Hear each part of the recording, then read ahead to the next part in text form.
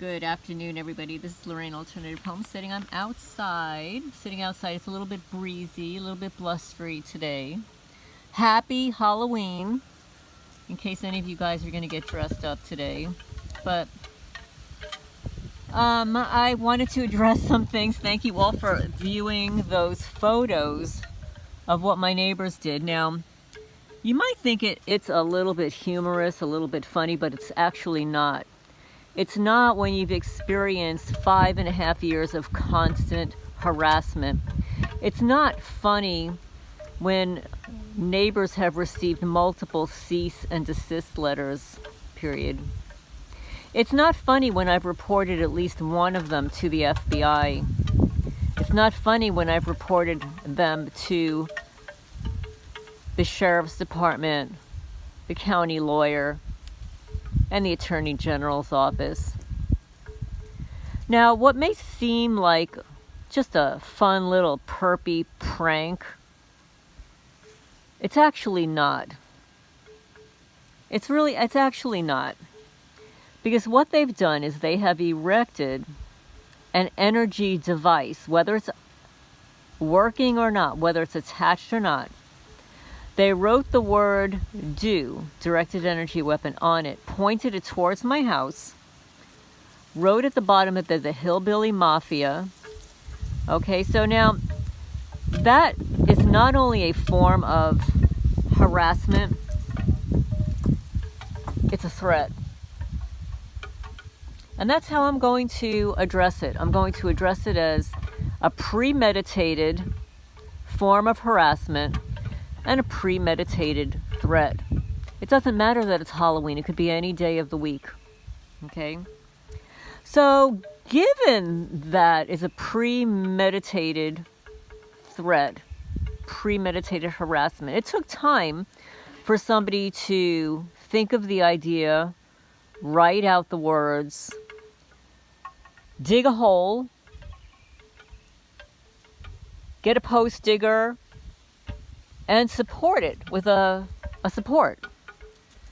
Tie it with zip ties. You know, it took them a little bit of time. They had it all planned. So it's premeditated harassment, and it's a threat because if it were a Halloween ornament, Halloween decoration, it would be on their property. It wouldn't be facing mine. It wouldn't be all the way down the county road pointing towards my house. It would be somewhere else. So it is a direct threat and it's direct harassment.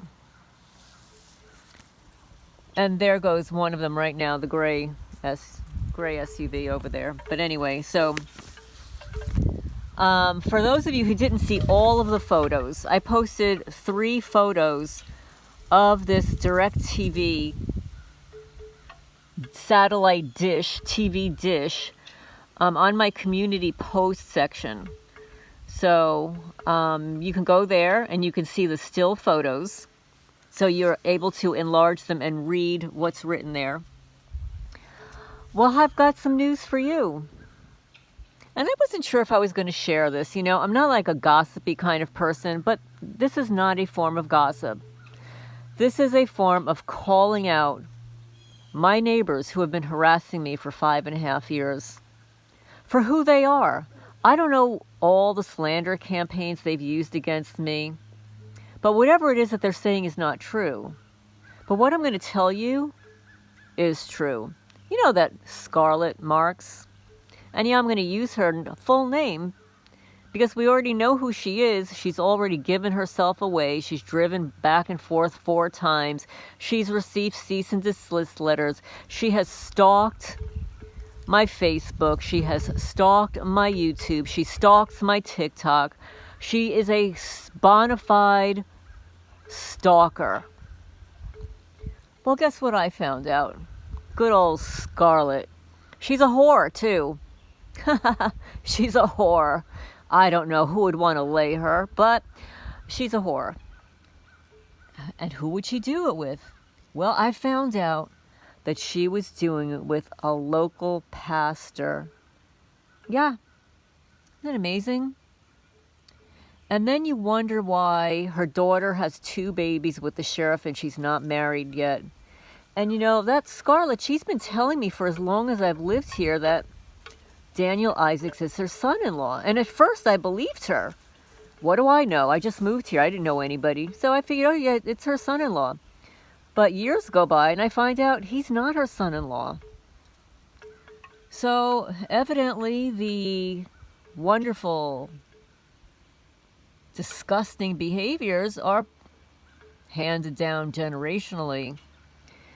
So, you know, I'm going to ask you guys out there, and, you know, I know you're targeted guys and, you know, you're all isolated and stuff, but when you were dating, if you met a girl and you were being sexually intimate with them and stuff, and they decided to not use contraception and have a couple of babies, and after 5.5, or at least 5.5 years, you haven't married that person yet. Guys, can you please be honest with me? Would you marry that girl? Question mark. It's just a question mark. And for the women out there, I would look forward to your comment down below. Do you think that after 5.5, 6 years, maybe even longer, a guy's getting it for free, having babies, and hasn't married the girl, do you think he's going to marry her? I'm just curious. But anyway, yeah, good old Scarlett, she's doing it with a local pastor. Now, I have a problem with 2 of those things. From what I understand, they were both married, and one is a pastor. I mean, are you supposed to do that as a pastor? I mean, I'm not religious, okay? So for all you people out there that go to church and stuff, how would you feel if you knew that your minister or pastor was like doing it with the local woman and he's married, or even maybe he's not married and maybe the other one is? I don't know. Leave a comment down below. Maybe this is not something you even want to wrap your mind around, but I know all the targeted people out there, we were all dating at one time, and we had dating behaviors and stuff. And, you know, sometimes if you didn't really care about the guy and he's hot, you know, or for you guys, you know, oh, the woman was hot, like you weren't interested in her anyway, you just wanted something from her, you just might do it. But if you really cared about a woman and you wanted to get married, like, would you just keep having babies and not get married? I'm just curious. Leave a comment down below. Now, I was watching Redacted with Clayton Morris, and I was surprised because he was talking about the election and everything, and evidently what's going on in Pennsylvania, you know, the Trumpster has been there a couple of times. Well, you know, in Pennsylvania, there's a very lovely Amish community called Lancaster. I've been there so many times, like when I lived in New Jersey, and even when I was married, we used to go there with my daughter when she was little. But I loved it there. I went hot air ballooning there. That was like my divorce gift. But it's just a lovely Amish community. And when I say a community, it is a community. There are thousands of Amish people that live there. It's not like, you know, you got a couple hundred here. No, there are thousands. Well, I had no idea how large it was, and perhaps it's grown over the years. But it turns out, you know, the Amish are the very private people. They don't have cell phones for the most part. They do business in hand. They don't have, they still use oil lamps and don't have electricity in their house for the most part and stuff. They generally don't vote. They don't go to doctors and stuff like that. So evidently, the Amish have decided they were going to vote this year. Yeah, all 80,000 of them in Pennsylvania. I don't know, guys. Who do you think they're going to vote for? I'll just give you a hint, you know. There was this lovely Amish family, Amos Miller, and he had a big farm, and, you know, the feds came down on him for his organic milk and all this stuff. They really just want to shut down farmers and stuff, and they sued him. They shut down his store. They confiscated his stuff. This is all under the current administration, okay? All under the... It never happened before. It never happened during the previous administration, to the best of my knowledge. And I'm not a political person, so please don't get on my case. I'm just reporting what I heard. So 80,000 Amish, and please, this is just what I heard, have decided they're going to vote this year. I think that's hilarious. Yeah. So I'd like to hear what you have to say about that down below. Who do you think that they're going to vote for? And, you know, again, this is not political in either way. I just thought it was really interesting, you know, for a group of people to not vote, to not, you know, do everything themselves. They don't go to medical doctors. They don't do the traditional stuff. They homeschool their kids. They're self-containing and stuff, but they decided it was really important to do this year. So yeah, so Scarlett Marks had an affair. But from what I understand, it wasn't like a one-time deal. Like, it happened over a long time. And again, this is hearsay. It's just hearsay. It's just what I heard. It's a gossip, okay? So I'm engaging in a little bit of gossip that I heard. Okay, I heard some gossip about the Scarlett. So, yeah. That's what's going on here. Now, I was really pissed off. I posted today. I haven't posted on TikTok in a long time. But today I posted the article that I read that Robert Duncan wrote, The Matrix, whatever, The Matrix. And I uploaded it. It went through. It wasn't even on there for a nanosecond. It got a community guideline strike. So I go search online, and evidently they have new community guidelines, and it's no longer being reviewed by a human. It's all being done by AI, and they're just tagging certain words and just automatically giving out strikes. So, and this is what I've heard from the community members there when I did a search. So I'm going to have to contact them. It's like, I'm reading a damn article.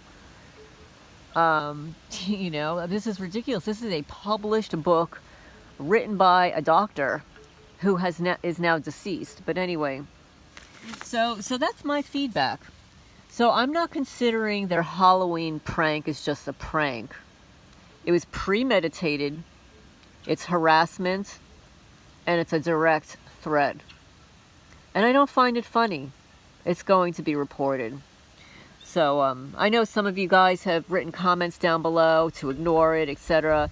But you're not looking at it the right way. Okay? It's not only a form of harassment, but it's blatant. It's not a decoration that's on their property. They put it at the foot of my driveway, pointing towards my house. It's premeditated, and it's a threat. And it's going to be reported as a threat. So anyway, somebody mentioned that I should contact Neighborhood Wars and ask them if they want to do an update. I may or may not do that. I think at this point, it needs to be escalated a little bit higher than that. But anyway, this is Lorraine Alternative Homesteading. I'm going to sign off for now. It's very breezy here, and I've got to go clean my little DRMO. Oh, this is also what I wanted to mention. Lastly, I haven't used my lawnmower since August, and the reason is because of the damage to my right arm, and it was bandaged for months. So May, June, July, I didn't use my mower. I used it once, I think once or twice at the beginning of August. Cleaned it, used it, put it back. I go in there today. Not only is it absolutely filthy, it won't start. And the left tire is flat. How does that happen in a couple of months? When it's locked. How does that happen? So anyway, I'm going to sign off for now. So that's what my Halloween's been like today. But I consider it a blessing. You know, we can look at it as like a form of harassment and a threat, and it is. But it's actually a blessing because they have given me the type of evidence that I need to go a lot higher. And this, I promise, based upon what they did, this is going to be taken seriously. This is Lorraine Alternative Homesteading, exposing one criminal at a time. Oh yeah, and Scarlett Marks is a whore.